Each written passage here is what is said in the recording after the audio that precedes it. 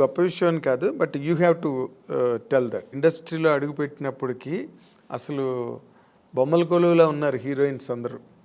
ఎంతమంది ఉండాలో సినిమా ఇండస్ట్రీలో అంత ఆ నెంబర్ ఆఫ్ హీరోయిన్స్ మళ్ళీ రిపీట్ అవ్వలేదండి, అంత నెంబర్. నాకు తెలియదండి. You can just think.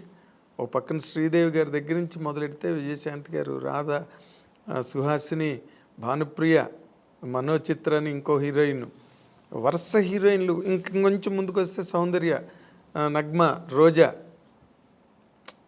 కనక అవతల తమిళ్లో. ఇలాగా ఒక మినిమం ఒక 25 మంది హీరోయిన్స్ బెంగళూరు నుంచి కానీ, తమిళ్, తెలుగు. అది ఆ టైంలో అసలు మీకు అవకాశాలు రావడం అన్నది మీకు ఎలాగ అసలు జరిగిందండి? అది మిరాకల్ అని చెప్పాలా? మిరాకల్ కాదండి, అది దేవుడు బ్లెస్సింగ్స్. ఎందుకంటే నేను ఎక్కువ దేవుడు నమ్ముతాను. జాతకాలు కూడా నమ్ముతారు? లేదండి, జాతకాలంతా నేను నమ్మను. నాకు ఒక్కటి దేవుడు లేకుండా ఏమీ జరగదు, ఆయన అనుకుంటేనే అన్ని జరుగుతుంది అని ఒక నమ్మకం ఎక్కువ. భగవంతుడి మీద ఎక్కువ నమ్మకం. అలాగే నాన్నగారు బ్లెస్సింగ్స్ నా మీద ఎక్కువ ఉంటుంది ఎప్పుడు. ఎందుకంటే నేను ఎక్కువ నాన్న అంటే చాలా ఇష్టం నాకు. ఆడపిల్లలకి సాధారణంగా తండ్రి అంటే అమ్మ మీద ప్రేమ లేదని కాదు, ఎక్కువ నాన్నగారితో గారాభంగా ఉండేదాన్ని. సో అందుకని అందుకని ఇప్పుడు మా నాన్నగారికి ఇంట్లో ఉన్నప్పుడు ఆయనకి దీపం పెట్టకుండా ఉన్నాను. రోజు ఆయనకి దీపం పెడతాను. దేవుడికి అంతే, ఆయన ప్రార్థన లేకుండా ఒక్కరోజు కూడా ఉండదు. పూజ ఒకవేళ చేయకపోయినా దేవుని తలుచుకోకుండా ఒక్క రోజు కూడా ఉన్నాను. సో ఆ దేవుడు బ్లెస్సింగ్స్ నాకు ఎక్కువ అని నేను అనుకుంటున్నా. నా నమ్మకం అది. మీ టాలెంట్ కాదు, సెకండ్ అది. ఇప్పుడు నాలాగా టాలెంట్ ఎంతమందికి లేదండి. ఎవరు వచ్చేప్పుడు టాలెంట్తోనే వస్తారు. చాలా టాలెంట్ చేసుకుని నేను చెయ్యాలి, బాగా చేయాలి అని ఒక అంబిషన్తో వస్తారు. అందరూ సక్సెస్ అవ్వరు కదా. అవును, అది కరెక్ట్. డెస్టినీ అన్నది ఒకటి ఉంటుంది. అది సక్సెస్ అవ్వాలంటే దేవుడి బ్లెస్సింగ్స్ లేకపోతే ఇంపాసిబుల్ అని నా నమ్మకం. నేను అందరినీ అనట్లేదు, నా నమ్మకం అయితే అది. అదేలేండి. అయితే ఇప్పుడు మీరు జరగదేమో అనేది కూడా జరిగిపోతుంది అనేది దేవుడిని ప్రార్థిస్తే జరుగుతుంది అనే నమ్మకం నాకు. ఒక నమ్మకం, మీకు ఒక నమ్మకం. అయితే ఇప్పుడు మీరు ఇందాక చెప్పినట్టుగా ఇంతమంది హీరోయిన్లు, పెద్ద సర్కిల్ ఆఫ్ హీరోయిన్స్ మధ్యలో ఆమని గారు కెరీర్ స్టార్ట్ అయినప్పుడు కానీ మీరు చెప్పినప్పుడు మీనా, రోజా గారు, అవును, రమ్యకృష్ణ గారు,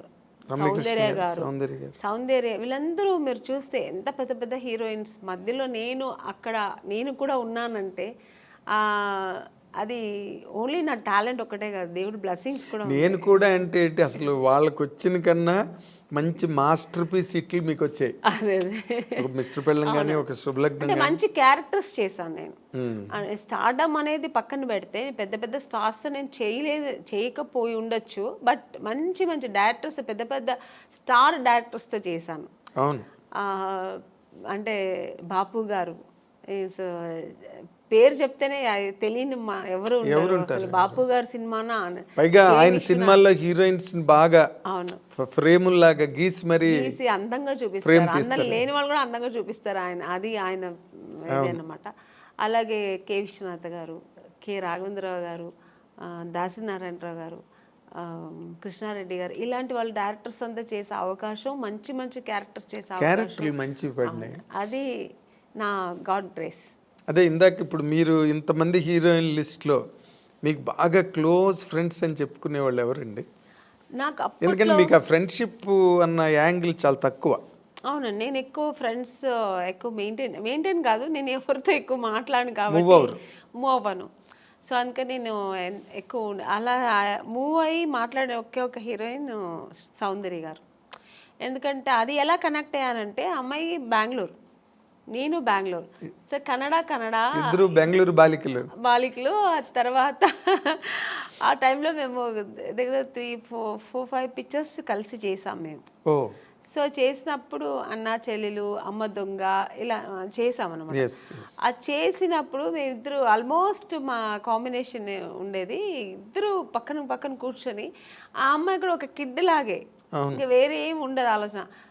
మా కన్నడ సినిమా సాంగ్స్ పాడుకుని ఆ కన్నడ మాట్లాడడం అనేది ఆ అమ్మాయికి నా మీద ఎక్కువ ప్రేమ వచ్చేసింది, నాకు ఆ అమ్మాయి మీద ప్రేమ వచ్చింది. కన్నడ సాంగ్స్ మాట్లాడడం ఇలా కనెక్ట్ అయ్యాం అనమాట.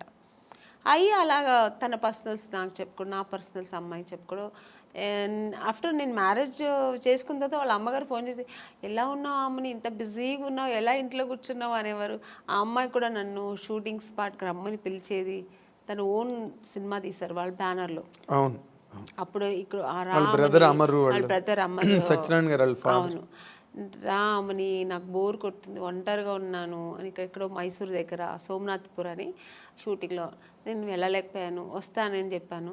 సో అలా చాలా దగ్గర ఉండింది. ఆఫ్టర్ మ్యారేజ్ తర్వాత కూడా నేను ఫ్రెండ్షిప్ కంటిన్యూ అయిందంటే ఒక సౌందర్య. తన నాన్నగారు పోయినప్పుడు కూడా నాకు ఫోన్ చేసి ఓన్లీ ఏడ్ చేసి, నువ్వు ఇప్పుడు రా, నేను కలవాలి, నీతో మాట్లాడాలి నేను అంటే. టైం అప్పుడు 10 o'clock అయిపోయింది. నేను షూట్ చేసుకుని వచ్చాను హైదరాబాద్లోనే. తను ప్రశాంత్ కుటీర్లో ఉంది, నేను హోటల్లో ఉన్నాను. నేను కూడా ఏదో హోటల్లో ఉన్నాను.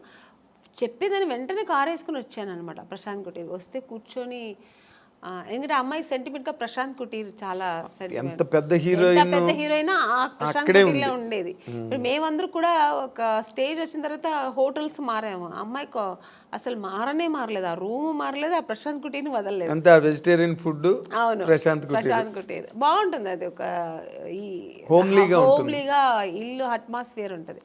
సో అక్కడ వెళ్తే అసలు నన్ను హగ్ చేసుకుని బోర్ని ఏడ్చేసింది చిన్నపిల్లలాగా. మా 4 పిల్లర్స్లో ఒక పిల్లర్ వెళ్ళిపోయారు నాన్నగారు, నేను అమర్ అమ్మ ముగ్గురే ఉన్నాము. అమ్మని అని ఏడ్చి అన్నాను, ఏదున్నా ధైర్యంగా ఫేస్ చేయాలి, నువ్వు ఏడవ, నేను తనకు ధైర్యం చెప్పింది. నేను అమ్మాయిలాగే, కానీ ఆ టైంలో అలా ఒకరికొకరు ఆద్దరు చెప్పుకొని అంత క్లోజ్ ఉండేది అన్నమాట అమ్మాయి. కానీ మరి అమ్మాయి పోయింది అలాగా, అప్పుడు అసలు నేను షూట్లో ఉన్నానండి అప్పుడు కూడా. ఆ టైంలో షూట్లో ఉన్నాను నేను. చెప్తే నేను నమ్మలేదు. సౌందర్యాన్ని వేరే ఎవరైనా చెప్తున్నారు, సౌందర్య ఎలా పోతుందండి, ఎందుకు పోతుంది అన్నాను. అసలు నమ్మలేదు నేను. అసలు ఇలా కెమెరా పెట్టి ఇలా సౌందర్య గారు పోయారంటే ఇంక నేను, నాకు పక్కన మనుషులు ఉన్నారని ఏడ్చేసానండి. ఎవరి దగ్గర ఉందో ఆ క్లిప్పింగ్స్ తెలియదు, కానీ చూసారంటే చాలా ఘోరంగా ఉంటుంది. చిన్న పిల్లలాగా ఏడ్చేసాను నేను. నాకు మాటలు రావట్లేదు, నాకు ఒక షాక్ లాగా అయిందనమాట. ఆ అమ్మాయి పోవడం ఏంటి అసలు. ఆ తర్వాత అసలు నేను దేవుడి దగ్గర నిజంగా, ఇది ట్రూ అండి, నేనైతే దేవుడి దగ్గర ఒక్కటే వేడుకున్నా, నన్ను తీసుకెళ్ళొచ్చు కదా అమ్మాయిని ఉంచేసి అనిపించింది ఆ టైంలో. అలా ఏడ్చేసాను నేను. సో చాలా మంచి అమ్మాయి కూడా, అమ్మాయి చాలా మంచి అమ్మాయి, పర్సనల్గా అన్ని విషయాల్లో చాలా మంచి అమ్మాయి. ఆ టైంలో అలా ఫీల్ అయ్యాను అనమాట. ఇప్పుడు అమ్మాయిని తలుచుకున్న రోజు ఉండదు నాకు. ఎప్పుడైనా సినిమాలు వస్తే, తన సినిమాలు చూస్తుంటే ఏడుపు వచ్చేస్తుంటుంది.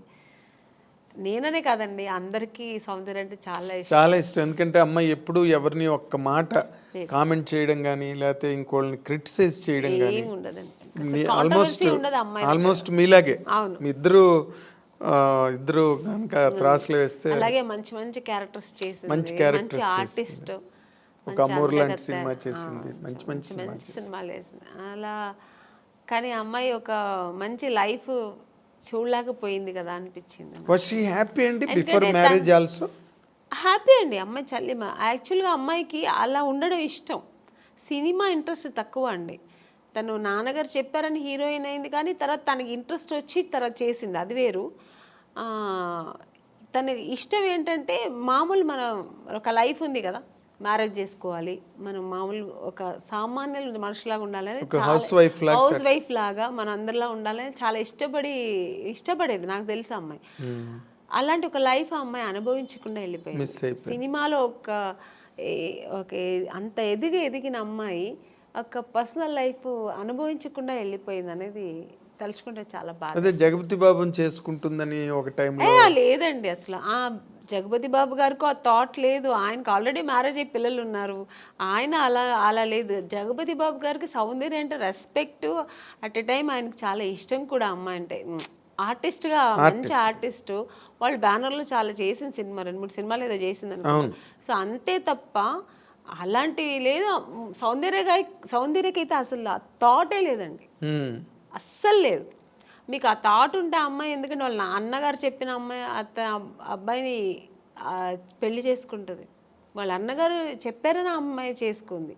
వాళ్ళ అన్నగారు చెప్పి ఏ మాట, నాన్నగారు ఉన్నంత వరకు నాన్నగారు మాట వినేది. చిన్నపిల్లలాగే అండి వాళ్ళ ఇంట్లో. నెక్స్ట్ అమ్మకి కూతురులాగే ఉండేది తప్ప చెల్లెలాగా ఉండేది కాదు. అవును, అమ్మారు ఏం చెప్తే అది వినేది. అమరే అంత డెసిషన్ అంతా కూడా అంతా ఎప్పుడు కూడా. అలాంటి అన్నప్పుడు ఇంకా జగపతి బాబు గారి మీద అలాంటి అసలు అదంతా ఊరికి కానీ అప్పుడంతా ఇండస్ట్రీ అంతా విపరీతంగా మాట్లాడుకున్నారు. లేదండి. మీ చెవిలో పడిందో లేదో నాకు తెలియదు. తెలుసు నాకు కూడా, బట్ లేదు, అలాంటి లేదు. ఓకే. ఆ అమ్మాయికి లేదు, జగపతి బాబు గారికి కూడా లేదు అలాంటి. ఆయన అసలు అందరితో బాగా క్లోజ్గా మాట్లాడతారు. అలాగే ఆ అమ్మాయితో కూడా ఉండేవారు అనమాట. కాకపోతే అంటే ఎక్కువ సినిమాలు కలిసి చేశారు, అందుకని అలా వచ్చింది అది. ఎగ్జాక్ట్. వాళ్ళిద్దరూ కొంచెం ఒక 4-5 సినిమాలు కలిసి చేశారు ఆ టైంలో. అవును.